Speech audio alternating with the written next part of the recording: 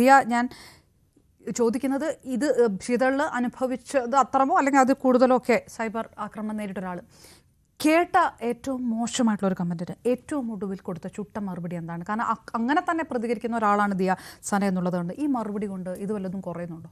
ഇല്ല, തീർച്ചയായിട്ടും കുറയുന്നില്ല. ഇത് എപ്പോഴാണ് അവരുടെ ഉപയോഗിക്കുന്ന ഭാഷയോടൊപ്പം കലർന്ന രീതിയിൽ ഞാൻ റെസ്പോണ്ട് ചെയ്യേണ്ടി വന്നതെന്ന് വെച്ചാൽ ഈ അടുത്ത കാലത്താണ്. കാരണം എനിക്ക് പറ്റുന്നില്ല. കാരണം എത്രത്തോളം കേസുകൾ കൊടുത്തിട്ടുള്ള ഒരു വ്യക്തി എന്ന് ചോദിച്ചു കഴിഞ്ഞാൽ ഒരു 100-300 പുറത്ത് കേസുകൾ കൊടുത്തിട്ടുള്ള ഒരു വ്യക്തിയാണ് ഞാൻ. സൈബർ കേസുകൾ കൊടുത്തിട്ടുള്ളത് എനിക്കെതിരെയും എൻ്റെ മകനെതിരെയും എൻ്റെ കുടുംബത്തിനെതിരെയും എൻ്റെ ചുറ്റുപാടുള്ള മനുഷ്യർക്കെതിരെയും ഞാൻ നിൽക്കുന്ന സമുദായത്തിനെതിരെയും ഒക്കെ ശക്തമായിട്ട് നിന്ന് വളരെ വൃത്തികെട്ട രീതിയിൽ തെറി അഭിഷേകം തന്നെ ചെയ്തുകൊണ്ടിരുന്നിടത്താണ് ഞാൻ കേസുകൾ കൊടുക്കാൻ തുടങ്ങിയത്.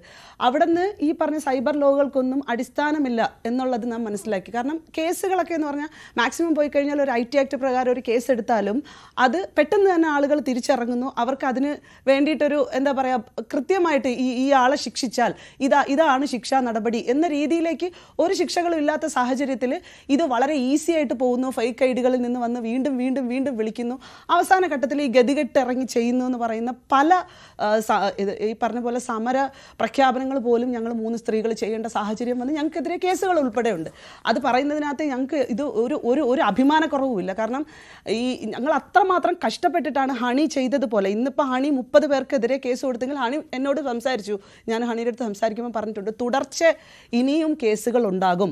ഇപ്പോഴും നമ്മൾ ഒരു വിഷയത്തിന്മേൽ പോസ്റ്റ് ഇട്ടതിൻ്റെ അടിയിൽ വരുന്ന കമൻറ്റുകൾ ആരൊക്കെയാണോ ഹണിയെ അധിക്ഷേപിച്ചുകൊണ്ടിരിക്കുന്നത് അവർക്കെതിരെ ഉൾപ്പെടെ കേസുകൾ എടുക്കും. അത് കൃത്യമായി അവരുടെ അഡ്വക്കേറ്റ് വഴി മൂവ് ചെയ്തിട്ടുണ്ട് എന്നുള്ളതൊക്കെ കേൾക്കുമ്പോൾ ഭയങ്കര സന്തോഷമാണ്. ശീതൾ നേരത്തെ പറഞ്ഞതുപോലെ എനിക്കും അഭിനന്ദിക്കാനാണ് തോന്നുന്നത്. പ്രതികരിച്ച് കുറച്ച് കഴിയുമ്പോൾ മടുക്കില്ലേ? ആൾക്കാർ ചോദിക്കും, നിങ്ങൾ ഇത് ഇട്ടിട്ട് അങ്ങ് പൊക്കൂടെ, നിങ്ങൾ എന്തിനാ ഇത് മൈൻഡ് ചെയ്യണമെന്നാണ് പെട്ടെന്ന് ഒരു പരാതിയുമായിട്ട് ചെല്ലുമ്പോൾ ആരും പറയാറുള്ളത്.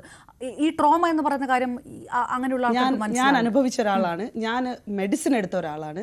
ഞാൻ ഈ അടുത്ത സമയത്തൊക്കെ ഞാൻ മൂഡ് സ്റ്റെബിലൈസേഷൻ മെഡിസിൻ ഉൾപ്പെടെ ട്രോമയ്ക്ക് വേണ്ടിയിട്ടുള്ള ഒരുപാട് മെഡിസിൻസുകൾ എടുത്തിട്ടുള്ള ഒരാളാണ്. ഞങ്ങൾ പൊയ്ക്കൊണ്ടിരിക്കുന്ന കണ്ടീഷൻ ഈ പറഞ്ഞ ആളുകൾക്ക് ആർക്കും അറിയില്ല. നമ്മളെ കാണുമ്പോൾ നമ്മൾ ഭയങ്കരമായിട്ട് സ്ട്രോങ് ആയിട്ട് പ്രതികരിക്കുന്നു, നമ്മൾ സ്ട്രോങ് ആയിട്ട് നിന്ന് സംസാരിക്കുന്നു.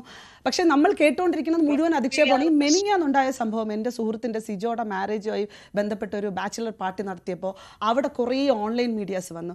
അവർ വന്ന് വളരെ കൂളായിട്ട് നമ്മളടുത്ത് ചോദിക്കുന്നു, മോൻ്റെ കാര്യം ചോദിക്കുന്നു, എൻ്റെ കാര്യം അന്വേഷിക്കുന്നു. ഞാൻ വളരെ ജെന്യൂനായിട്ട് കുറേ അഭിപ്രായങ്ങൾ പറയുന്നു. എൻ്റെ ജെൻഡർ അധിക്ഷേപം നടത്തുന്നു, എൻ്റെ സെക്ഷുവാലിറ്റി അധിക്ഷേപം നടത്തുന്നു, എൻ്റെ വായ, എൻ്റെ ബോഡി ലാംഗ്വേജ്, എൻ്റെ ഷേപ്പ്, എൻ്റെ രീതികൾ, എനിക്ക് അബ്യൂസ് കമൻസ് മുഴുവൻ എൻ്റെ മകനും കൂടെ ചേർന്നതാണ്. ഒന്ന് ആലോചിച്ച് നോക്കണം. അവിടെയൊക്കെ ഞാൻ സഹിക്കുന്നതെന്ന് പറഞ്ഞാൽ ഞാനൊരു 34 years ഉള്ള ഒരു ലേഡിയാണ്.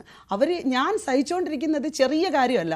നിരന്തരമാണ് ഇതിങ്ങനെ ഈ ട്രോമ നടന്നുകൊണ്ടിരിക്കുന്നത്. ഇത് ട്രോമ എന്ന് പറയുന്നത് ഇപ്പോൾ അപർണ ഉൾപ്പെടെ ഈ ഇരിക്കുന്ന ശീതൾ ആയിക്കോട്ടെ, ബാക്കിയുള്ള ആൾക്കാർ, എനിക്ക് അറിയുന്ന വ്യക്തികളൊക്കെ ഇവിടെ ഉള്ളത് കൊണ്ടാണ് ഞാൻ അവരെ പറയുന്നത്. ഹണി ആയിക്കോട്ടെ, അവർ പറയണം, അവരുടെ ശബ്ദം ഇടറുന്നുണ്ടായിരുന്നു. അപർണ ശ്രദ്ധിച്ചാൽ മനസ്സിലാവും അവർ ട്രോമയിലൂടെ കടന്നു പോകുന്നു എന്ന് പറയുമ്പോഴത്തേക്ക്.